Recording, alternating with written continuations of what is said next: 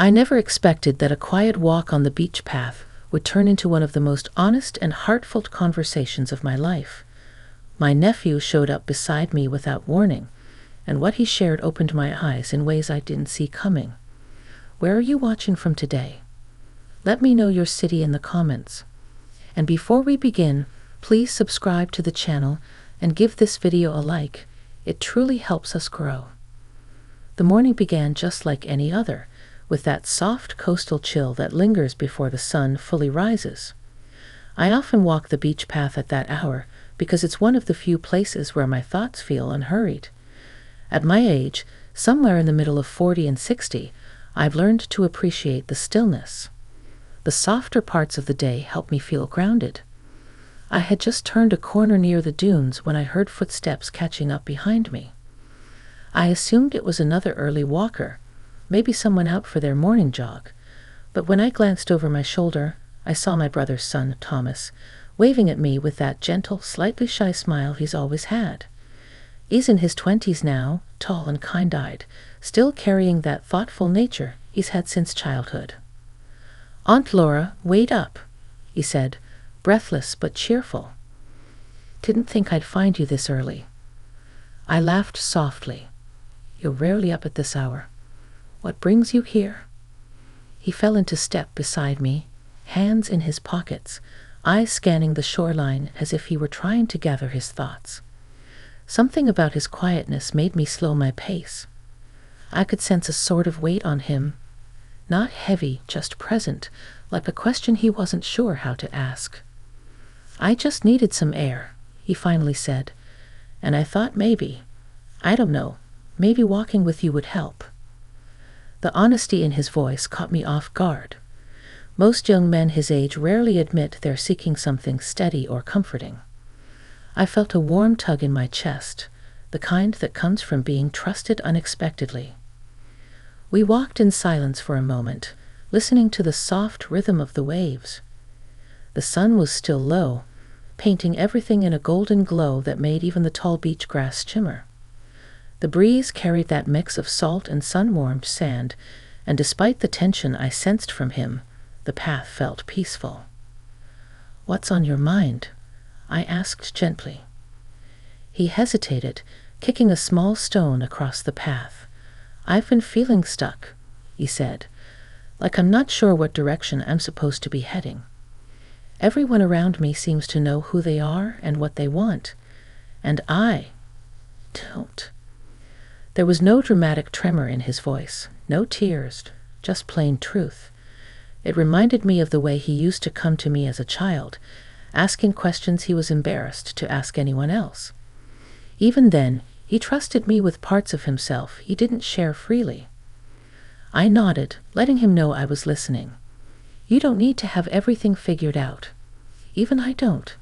Life keeps unfolding whether we plan it or not." He looked at me then, really looked, as though my words mattered more than I realized. "That's why I like talking to you," he said. "You don't pretend." Hearing that stirred something deep inside me. Not romantic, not inappropriate, simply a tenderness born of being seen and valued. For someone like me, who spent years holding everything together for everyone else, that feeling was rare. We continued walking, the conversation easing into something calmer, something shared. The beach path ahead seemed to open wider, as if inviting us into a moment neither of us expected, yet both needed. And that was how our morning began. Two people at different stages of life, finding understanding in the quiet space between the waves and the rising sun. A moment simple on the surface, but deeply meaningful underneath, though neither of us fully realized it yet. The sun had risen a little higher by the time we turned toward the long wooden bridge that crossed the marshland. That bridge has always felt like a quiet divider, one side being the familiar beach, the other a stretch of peaceful wetlands where the world softens.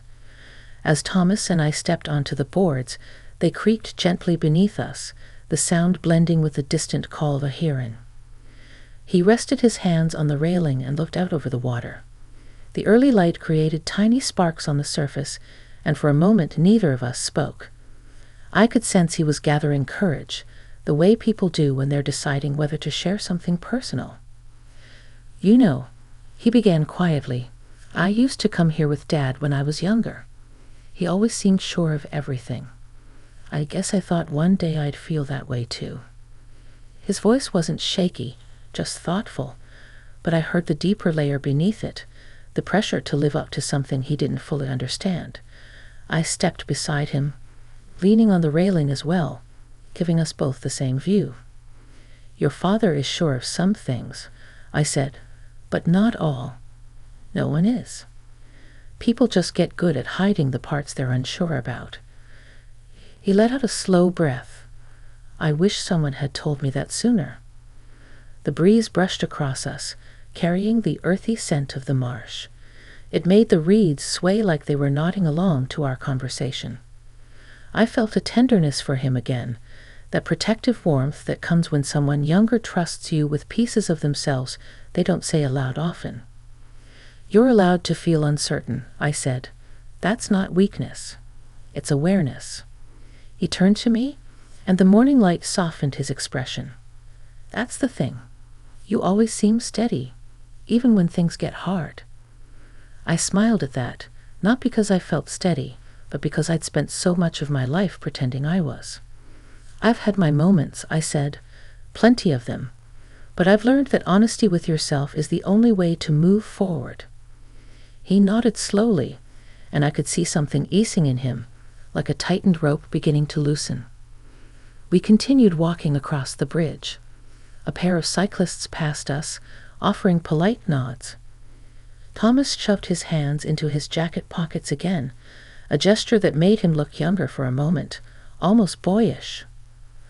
Aunt Laura, can I tell you something without you thinking less of me? He asked. I slowed my steps and looked at him with steady calm. You can tell me anything. He inhaled, then exhaled softly, as though releasing a long-held breath. I'm scared of disappointing everyone. Not just Dad. You too. You've always been someone I looked up to. Those words reached deeper than he probably intended. It had been a long time since someone expressed that kind of trust in me. In recent years, I'd often felt like my role in the family was to hold everything together quietly, not necessarily to be seen or appreciated, but simply to be dependable. Hearing that I mattered in his eyes stirred something gentle and grounding. You haven't disappointed me, I said, choosing each word carefully. Not once. And you won't. Trying your best doesn't mean you always know the right path. It just means you care enough to keep searching. He looked ahead, but I noticed a small smile tugging at the corner of his mouth, subtle but real. As we reached the end of the bridge, the path curved back toward the beach. The wind carried the deeper sound of the waves now, steady and reassuring. I felt a shift between us, not dramatic, but meaningful. A closeness formed not from shared history, but from honesty. A sense that something important had begun to unfold, quietly, naturally. And as we walked on, I couldn't help wondering what the rest of the day would reveal, both for him and for me. The tide had begun to rise by the time we reached the quieter stretch of the beach. This part was always less crowded, maybe because the path narrowed and the dunes grew taller. I'd come here for years to clear my head, and without meaning to, I realized I was sharing one of my most personal places with Thomas. He noticed it too. This feels different from the usual beach spots, he said, glancing around. Calmer. It's where I go when I need to think, I told him. I guess we both needed that today. He nodded, and we walked side by side, our footsteps leaving soft impressions in the damp sand. For a while, the only sound was the steady hush of the waves rolling in. There was something grounding about that rhythm. It gave people space to find their words. Aunt Laura, he said after several moments, did you ever feel like you were expected to be the strong one all the time? I let out a quiet breath, the kind that comes from a truth you've lived with for years. More times than I can count. He looked over at me, surprised. Really? You always seem so put together. I laughed gently. That's the part people see. The part underneath is a lot more complicated. He seemed to take that in the way someone absorbs a lesson they didn't expect to learn. I could tell he was searching for something, perspective, reassurance, maybe a glimpse of how someone older, someone he trusted, managed the same uncertainties he was facing. When I was younger, I continued, I used to think strength meant not letting anyone see my doubts. But I learned slowly that real strength comes from honesty. With yourself first, and then with the people who care about you. He kicked lightly at the sand. That's what I want to get better at, being honest. You're already doing it, I said. Today proves that. His shoulders relaxed a little at that, as though a weight he'd been carrying was beginning to settle somewhere manageable. We approached a patch of large driftwood where the dunes curved inward, creating a small sheltered nook. I sat down on one of the smoother logs, and after a moment he joined me. The wind softened here, making the moment feel more private but still open, still safe. I didn't expect to talk about any of this today, he admitted, but I'm glad I ran into you. I turned to him with a warm, steady expression. Maybe you didn't run into me. Maybe you needed this walk more than you realized. He smiled, and this time it wasn't shy or hesitant. It was the kind of smile people wear when something inside them begins to settle. You always know how to say things in a way that makes sense, he said. I've simply lived long enough to know that nothing in life is as complicated as it feels when it's sitting heavy on your heart. We sat quietly for a while, watching the water edge closer with each gentle swell. A family walked by, children racing toward the shoreline, laughter scattering like shells. The scene felt simple and grounding, reminding both of us of the steadiness life offers, even when our minds feel anything but steady. And in that quiet space, I realized something important, not just about him, but about myself. I'd been so busy being the dependable one in my family that I'd forgotten how meaningful it could be to simply share a moment of honesty with someone who valued it.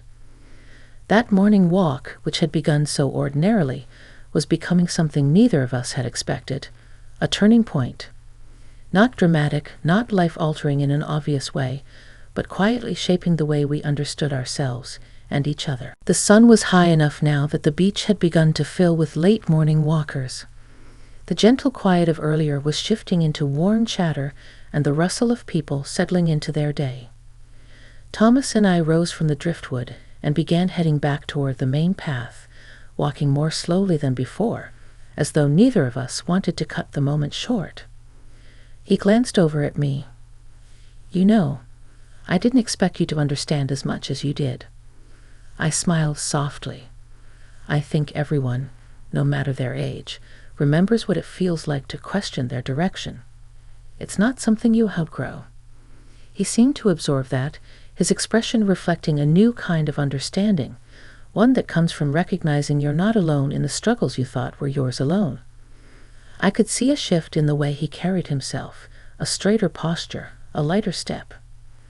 As we reached a rise in the path overlooking the water, he paused. I'm really glad I talked to you today, he said. I didn't realize how much I needed someone just to listen. I'm glad you came, I replied, and I hope you know you never have to face things quietly.